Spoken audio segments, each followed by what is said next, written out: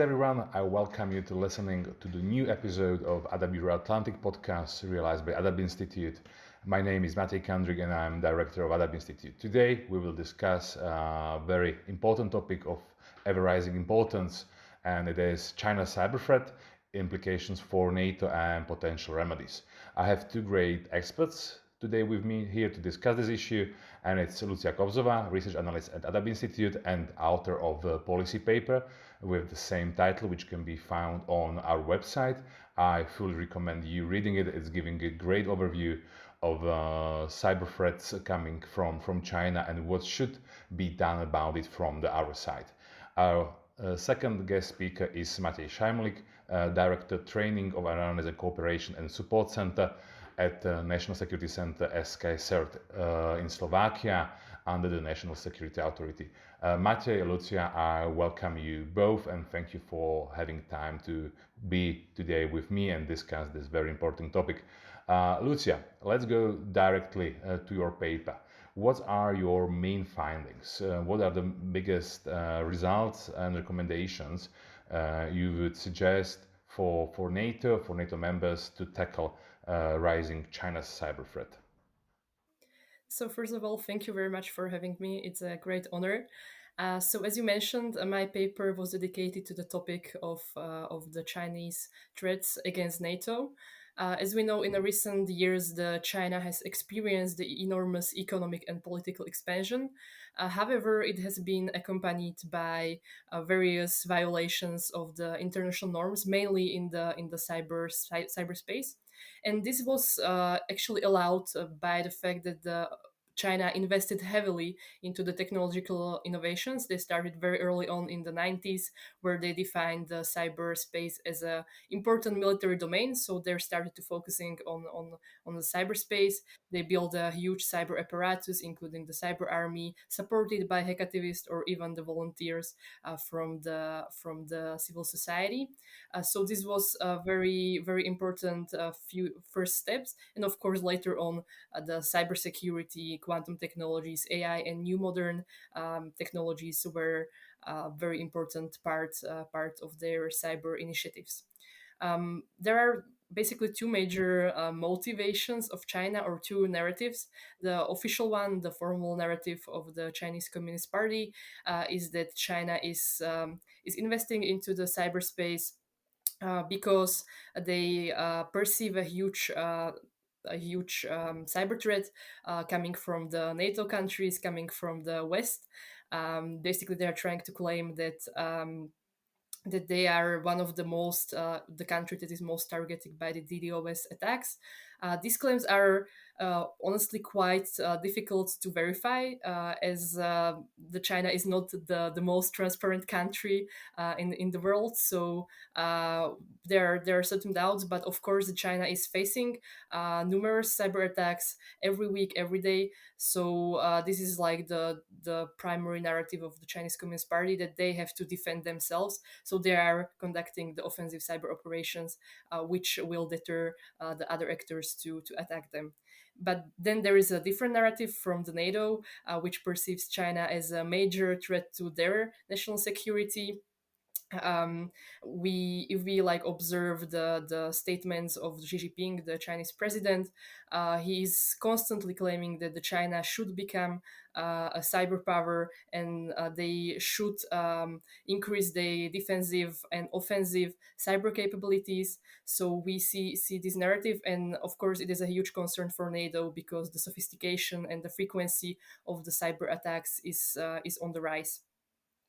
What is very important about the Chinese approach, or the Chinese strategy when it comes to offensive cyber operations, is that compared to China and Iran, they're quite different, because they don't focus on the disruptive attacks targeting critical infrastructure, but they're more conducting the cyber espionage, which is quite effective and beneficial for them, because they are stealing a huge amount of intellectual property from the NATO member states. which they are then selling or giving to their firms, which again just fuels the economic growth of the country. So this is quite different. Of course, from time to time, that we can observe some disruptive attacks coming from the Chinese IP addresses, but the prevailing majority of cases is the cyber espionage that is quite difficult to detect because of its sophistication. But maybe to be more specific and come to the relations between the NATO member states and the China in the cyberspace. Of course, the primary focus of my paper was on the US as the key NATO member state and as the state that is the experiences the largest amount of cyber attacks coming from originating from China. If we like look a little bit back on the relations, cyber relations, we could observe in 2000 a very different approach to the contemporary US approach. So at the time, the China was recognized as a peaceful and prosperous country. The US supported the admission of China into the World Trade Organization, but it's very soon started to deteriorate with the President Obama, who decided to reorient the foreign policies towards China, who increased the military presence in the Indo-Pacific region. And of course, these tendencies were translated into the cyber realm as well. So if we look at the specific cyber attacks happening in 2010, the Google was attacked by the hackers with huge implications, negative implications for the company, and also at least 20 other companies were affected by the attack, which led to the dialogues between Obama and Xi Jinping in order to de-escalate the tensions between the two states.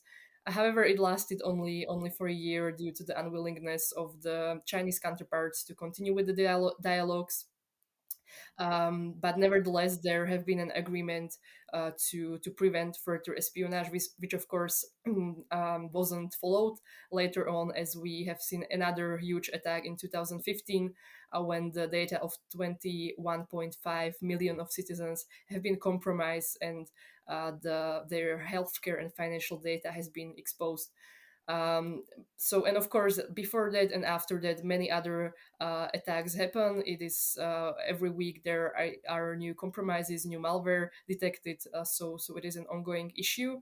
What is, however, important to mention is the fact that currently the US recognizes China as a major cyber espionage threat to their national security, with the annual theft of intellectual property surpassing 300 billions, which is of course quite a huge number. But of course, this is not only the problem of the US, but other member states of NATO are under constant attacks of the China or Chinese aligned hackers.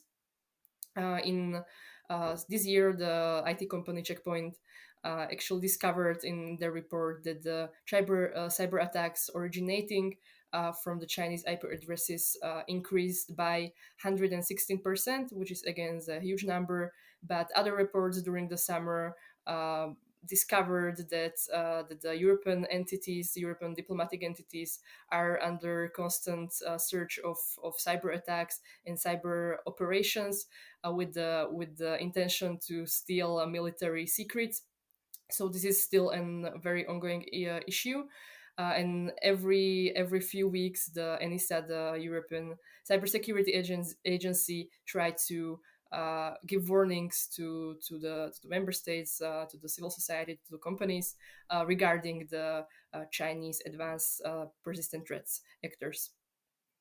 But of course, this is not only about the cyber attacks, but the huge problem is the extensive data collections conducted by the Chinese firms and the social media, most notably TikTok and Huawei. It wasn't the primary focus of my paper, but I think it's very important to have this in mind because the data are very valuable asset. And in China, there is a law which obliges those firms to share the data they collect with the Chinese government. Of course, the data within Europe or within the US should stay within the territory, but there have been cases in the past where this might have been compromised. So we have concerns over the collection of data as well. But maybe to end on a little bit more positive note, the situation is not completely desperate, but there are several steps that the NATO could or ought to do in this regard. Firstly, the NATO should take a leading role in advocating for a new international cyber convention, as we do not have any at the moment, which should be based on the Tallinn Manual that was produced by the CCD COE, which is the NATO cybersecurity center based in Tallinn. It basically covers how the international norms should be applied in cyberspace, and it would have both two effects, two primary effects: the deterring effect, that it would deter the actors to conduct the cyber operations, because we would establish a framework that would actually punish the perpetrators, which is not the case currently, even though there are some initiatives, like, for example, the ICC, International Criminal Court, declared that they will punish or prosecute the criminals who conduct the cyber war crimes, but still we don't have an international norm that would cover this sphere. So the NATO should become a leader in this regard. Secondly, of course, it's always about investment into the technological innovations. NATO should do a little bit more in that regard. Of course, there have been some initiatives like Diana, the Innovation Accelerator, which is great, but NATO should definitely continue to invest and do more in that regard, as we see the technological innovations are crucial for cybersecurity. And last but not least, there should be a comprehensive cyber strategy for mitigating the Chinese cyber threat. Because if we recognize China as a threat to the security of NATO, we should definitely have the specific steps and have the strategy how to deal with this issue. Thank you very much, Lucia, for a really insightful overview of the topic. Now over to you, Matej. What's your take on all this? Uh, Hello all. Thank you for inviting me, first of all, to this great podcast. I do not have many comments for this paper because I have to admit it's a comprehensive summary of Chinese efforts and objectives in cyber domain. A very nice study.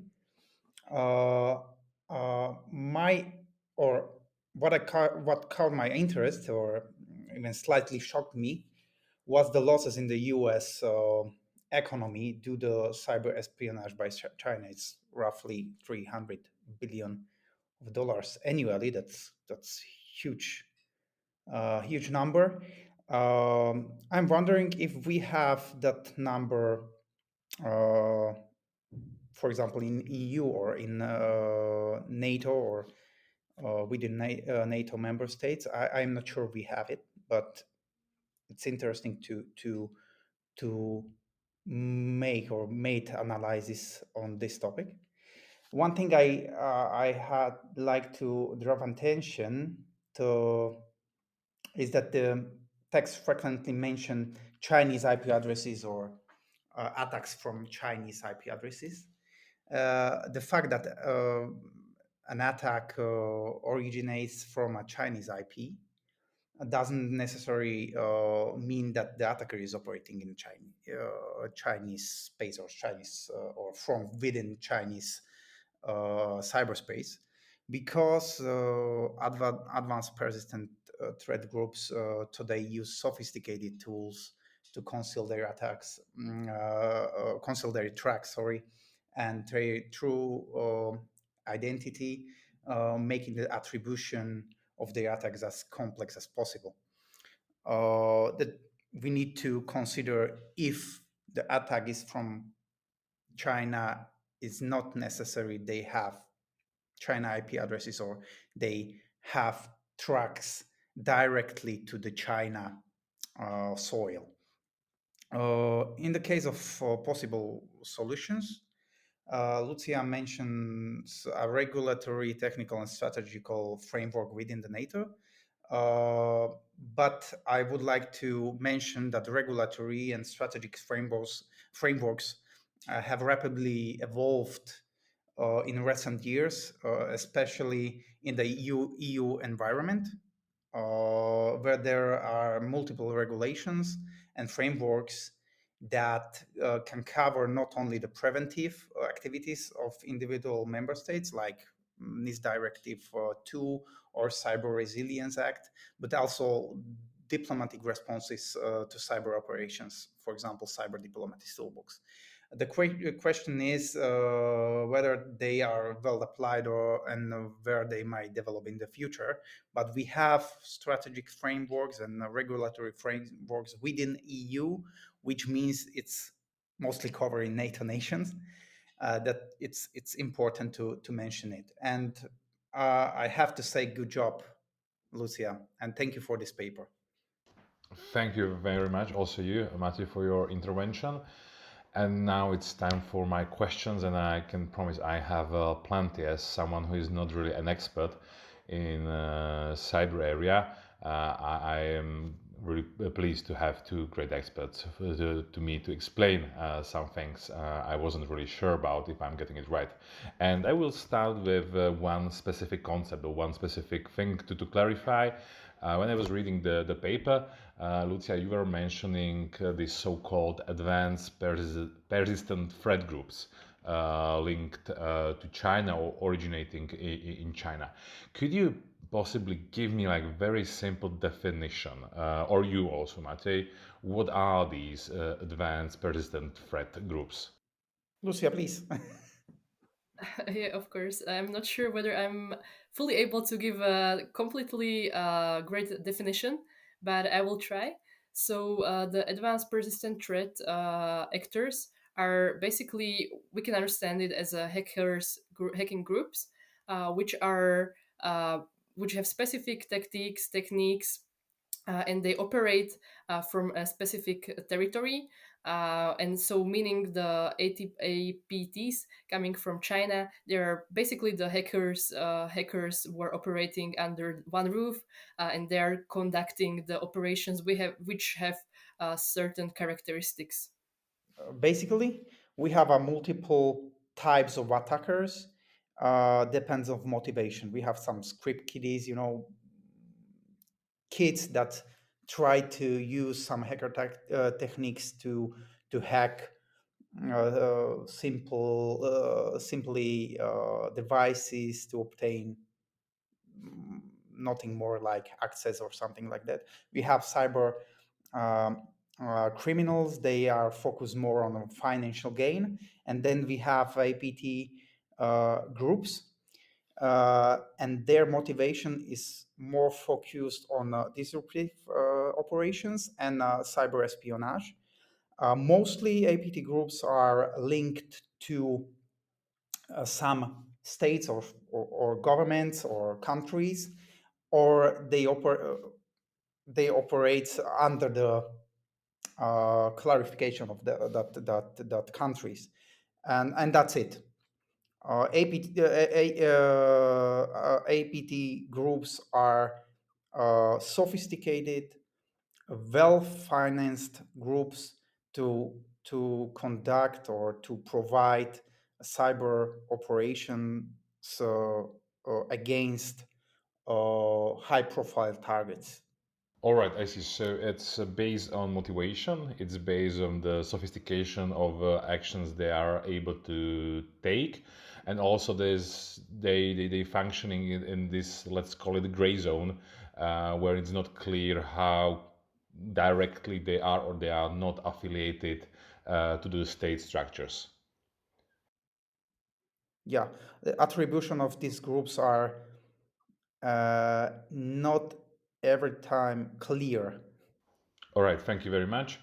Uh, then I would like to ask about this Chinese emphasis on so-called digital sovereignty and how it's influencing its both domestic and international cyber policies, and what you see as implications of this Chinese digital sovereignty, what kind of implications there might be for global cybersecurity dynamics?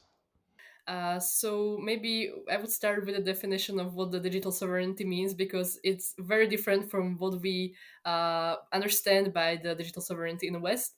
So for China, the digital sovereignty basically means that the government, according to the CCP, the Chinese Communist Party, should have full control over what is going on in internet, what is going on in the cyber realm, and no other states or no other international norms should dictate the state what the state is allowed to do or is not allowed to do.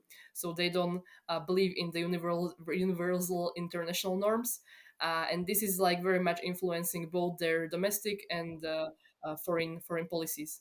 In the domestic policies, if we look at their understanding of digital sovereignty, basically it's a complete surveillance of the citizens. They have full control over their data, over what they are searching on the internet, what they are allowed to see, what they are not allowed to see. It's really very much the surveillance system. Also, it has implications for the creation of the scoring system where the citizens achieve good or bad points for their behavior. So it is like really full control over what the citizens are doing in the digital realm.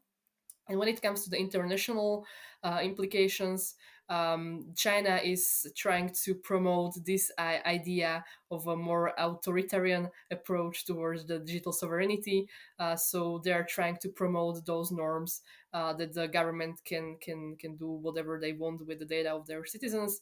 And of course, they do not wish to have a comprehensive cyber legal framework that would punish the perpetrators, because it is again, according to the CCP, it is affecting the national or the interest of the national state.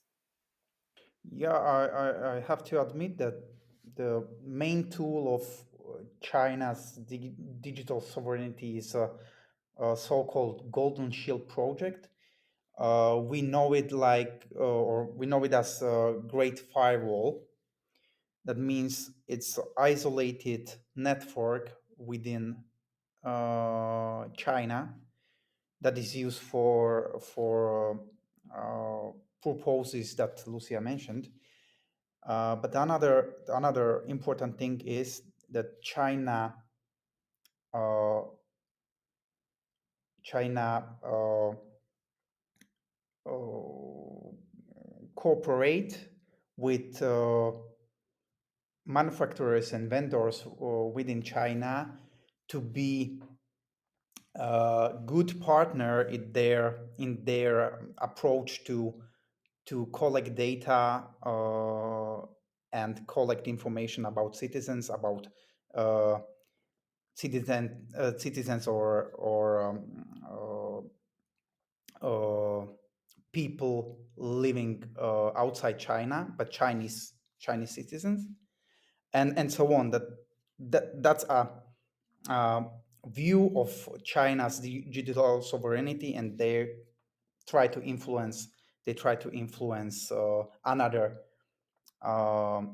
states, another countries outside China in EU or in Africa or in South America uh, to have this comprehensive or this approach to their digital sovereignty as a whole.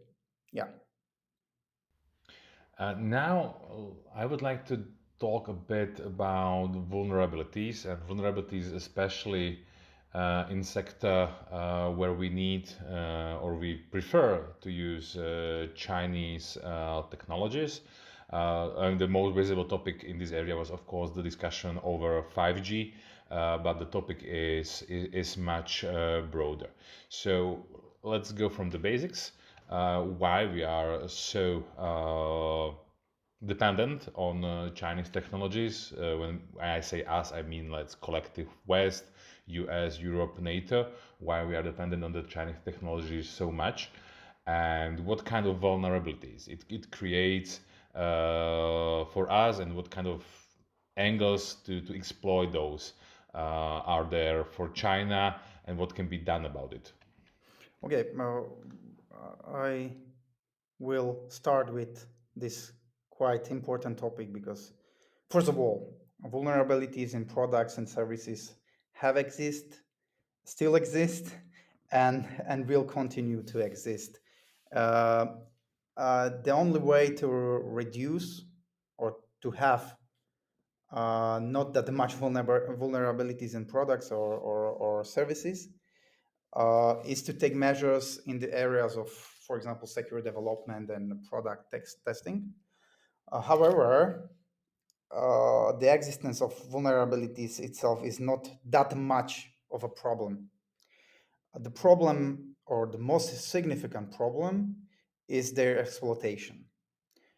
And in this case of the law of within China, I see the problem primarily in the fact that it really restrict the possibility of following standard responsible disclosure procedures, uh, we, what have been established in the security community around the world for several years. For example, Slovak Republic have these rules on national level since 2019. And another countries within the EU, they have these rules established or adopted for 10 years, And this mean that the end user might not receive timely information that the product they are using has a vulnerability that an attacker can exploit for their benefit. I don't know nothing. I don't know nothing about the vulnerability. I have vulnerable product, and attacker will exploit it without my knowledge. This process is very simple and straightforward, and will or should work in this way. I discovered the vulnerability as a researcher or as a vendor, and this vulnerability or information about this vulnerability is directly communicated with the manufacturer or through coordinator. For example, in Slovakia, a coordinator for responsible vulnerability disclosure is National Security Authority. Interest of the manufacturer and coordinator as well is to fix the vulnerability as quickly as possible, issue a patch, and then distribute this patch to the customers. It's very straightforward, and we can do it within days. But regarding new Chinese legislation, quite new Chinese legislation, information about vulnerabilities may not be handled according to standard rules. You have to, as a manufacturer or vendor, you have to inform or report vulnerability to Chinese authorities, and they can handle this for their own purposes. For example, for exploitation, these vulnerabilities in a wide scope around the world, because as we know, China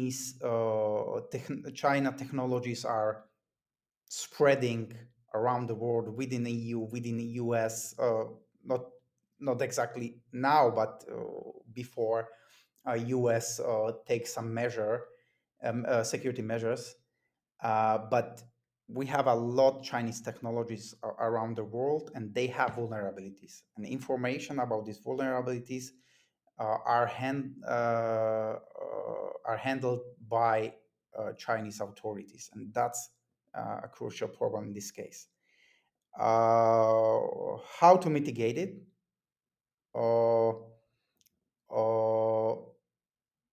I know it's very hard to mitigate, but we need to consider well diversification of critical assets. Do not have one vendor one service, one product. We need various types of devices, various vendors to maintain critical services and critical assets.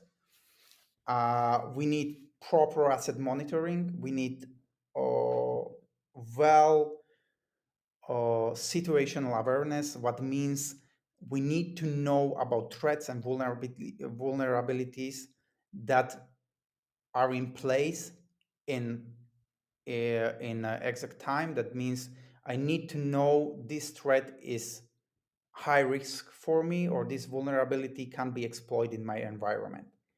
And as I and another thing is to have good set up cyber threat intelligence processes to be aware about threats, about threat actors, and so on.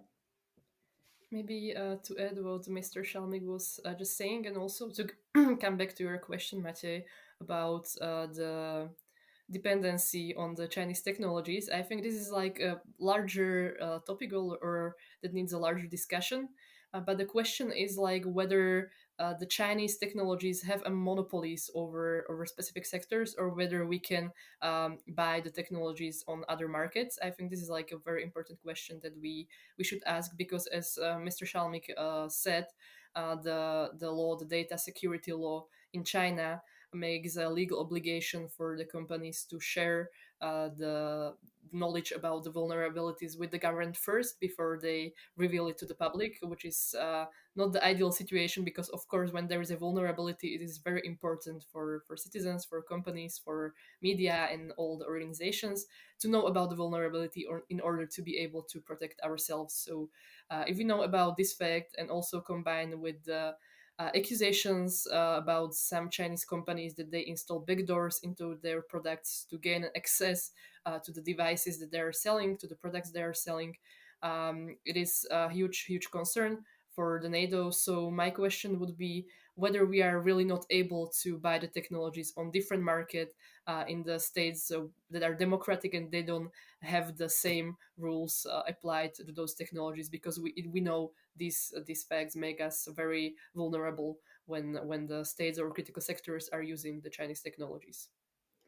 Yeah, and the answer is we need to invest to research and development of new technologies. We need to be a leader in research and development of such technologies within NATO and within EU. That's my answer. It's a long way, years to to success, but we need to start now or 10 years ago. You know? Absolutely, the issue of keeping the technological edge on our side, as our advantage is going cross-sector from hard security, speaking about like heavy military hardware to cyber security, and we keep hearing this. I mean, like on point advice that we simply need to do more and invest more, but still somehow we are not really moving in the direction, or maybe not as fast as we should. I have another question, and now I would like to move a little bit from the topics like cyber espionage or data collection to something maybe more threatening or more aggressive. What do we know about the Chinese offensive cyber capabilities, which would be able to create real physical harm, for example, on critical infrastructure or different systems? Do we know anything about such capabilities on Chinese side, or are those mostly rumors, or we have already seen some limited use of similar kind of offensive capabilities? Okay. As far as I know, the motivation or approach of Chinese or groups, attack groups linked to China, there is not big interest to real disruptive operations. They are more focused on cyber espionage. But China is specific for their long-term goals or long-term approach, and I can't say there will be no disruptive operations in the future. We need to be prepared for this in the future, as we are preparing, or we are aware about another states and state-sponsored groups. They provide this kind of operations. Lucia, maybe? If I would maybe add with the one specific case, which happened during the spring of this year.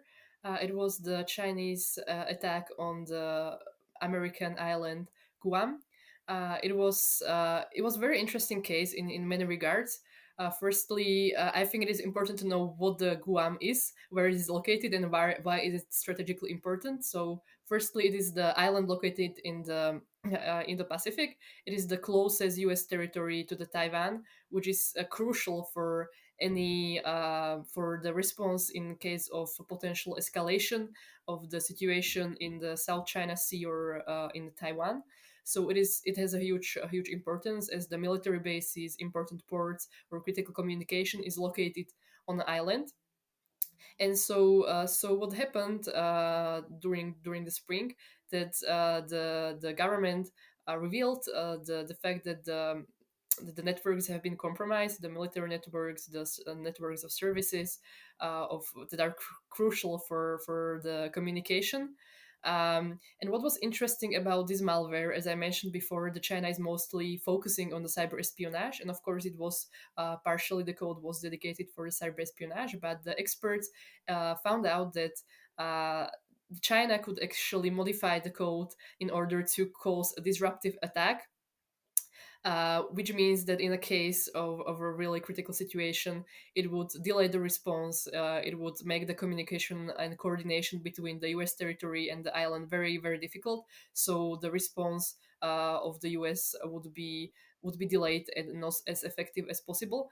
And I think this is a very good example of the Chinese capabilities of destructive attacks, even though it wouldn't like make the collapse of a whole infrastructure, it would make the communication much more difficult, and in the critical situation this is crucial.